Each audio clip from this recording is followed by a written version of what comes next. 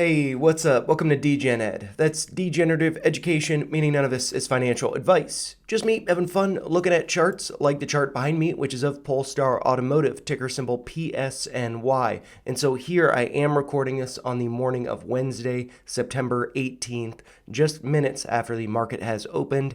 And Polestar is currently trading just below $1.70, being down at the start of the day almost 2%. But that is changing as I record this. And, we might be seeing a rally here during the day. Who knows, as trading has just started. But I wanted to do a follow-up on Polestar because it does look like it has put in a top. And so I kind of wanted to go over some levels that it might be pulling back to. But before I get into that, of course, I could be wrong. And maybe this does rally above $2 a share. Who knows? But personally, I don't think that's going to happen. I do think that we will be seeing some dip buying opportunities, and some of them might be up here on the chart already. These are just some levels that I had previously drawn up. I was going to clear the chart, but I just wanted to go over some of this history just because I think it's pretty interesting, and then I will get into some levels that it might be pulling back to. And so one level is this white downtrend here based on these two pivot points. Does look like that was some great dip buying opportunities as we have rallied from that. It has acted as support. So I just wanted to throw that up there and then zooming in on the chart here.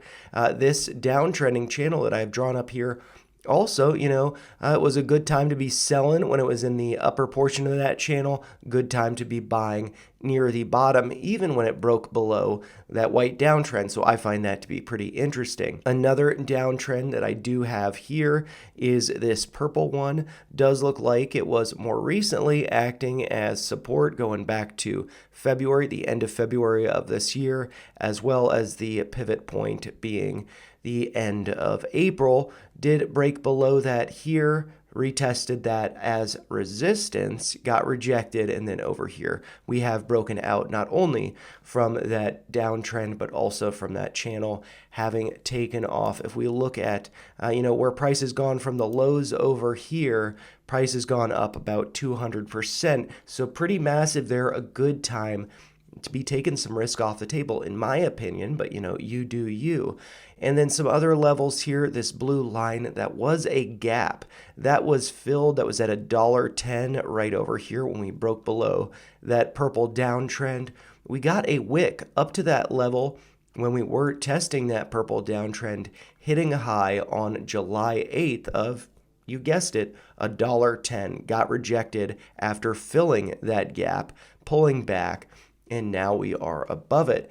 And so, what are some levels that it could be pulling back to, and why has it not gotten to $2? It seems like it was so close. So the high yesterday on the 17th was $1.94, just 6 cents below $2. And so I imagine there were probably a lot of orders with people, wanting to say, oh, I bought at $1 or whatever it is. I'm going to sell at $2, 2x that position, and then, we'll see it pull back. But, the market has a way of playing with us. And so getting to, just 6 cents below $2 was kind of a way to play with us, that we were hoping for that, just 6 pennies more and not getting there. And so I do have that red line drawn at $2. Does look like it was some support over here, going back to, let's see, the end of October, around Halloween of last year, approaching that time now. And it looks like, it's acting as resistance. And so from that, what are some levels that we might be pulling back to? And actually, before I get into that, I was going to delete this retracement here because I didn't have the 2618 on it. I didn't think it was going to be that useful for predicting where price might be pulling back to. But there are two levels that stand out to me that I wanted to go over. One is the 2618, which I added because I was curious, does that correspond with the top that we saw on the 17th with that wick high? And it does perfectly match up with that. The 2618 being at 189.3 or right around $1.89 or 90.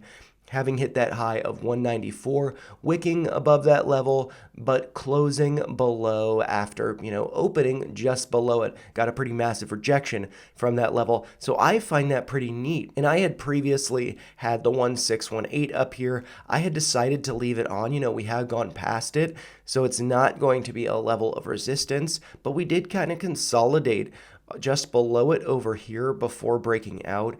And, if we extend that line over to the left, just following where that cursor is, we had some consolidation below 140 over here.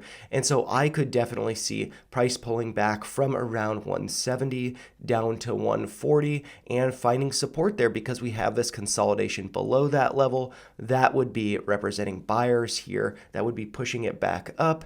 And so 140 could definitely be acting as support.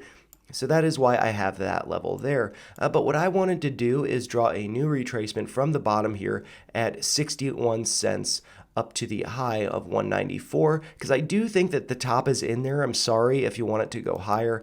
I just don't see it going higher, at least not until we see a pullback. And so going from that low of 61 cents up to that high of 194, what are some levels that stand out? So there are a number of them, as you can see, and, so I'm just going to lock that in place so it does not move as I go through this. And of course, we do have the bottom and the top there. The next level down, the 236, let's see, there is some consolidation over here, but, that's such a small pullback and we're right around there right now. I think it's going lower. If we look down to the next level, the 382, that is at 143.2, so it does agree pretty well with what I was just talking about with this 1618 here, as well as this consolidation here. So I could definitely see price coming down to around 140 to 145, let's say. But I do think that it could go lower. The 50% retracement, that's at 127.5. I don't really see anything that stands out regarding that level. So, I think that if it does go back to the 382 and continues lower, I think that it will probably be going past the 50% retracement, and I am looking at that golden pocket there. So that is the range from the 65% retracement at the bottom there at 107.6, going up to the 618 at 111.8. So, right around 110, let's say, which is, that gap that was previously tested as resistance, got some rejection there. And so I think that we could be pulling back to 110, finding some pretty solid support there. But, with these things, when we do break out, we do tend to retrace to the scene of the crime.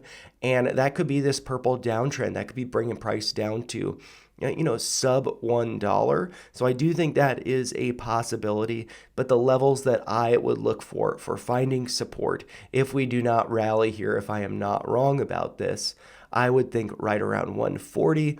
And if that doesn't hold, I would think right around 110. If it does break lower than that, I personally would kind of put the brakes on to see what happens. But with that being said, looking at this, I do have the MACD up here, which I have more recently been considering. It does look like we have had this nice little green bulge here, but it does look like it could be coming back down, turning red. So I do think that we will be seeing a pullback.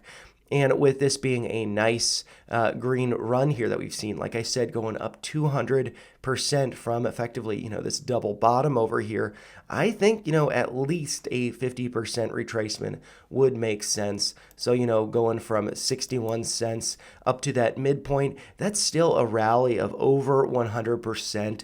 And so I think it's good to, not be too greedy, because I do think that we could be seeing a pullback to, like I said, 110, that's still 80% up from the bottom. But looking at it from the top, that is, 40% downside from the top. But then if we look over where current price is, that's about 35% to the downside.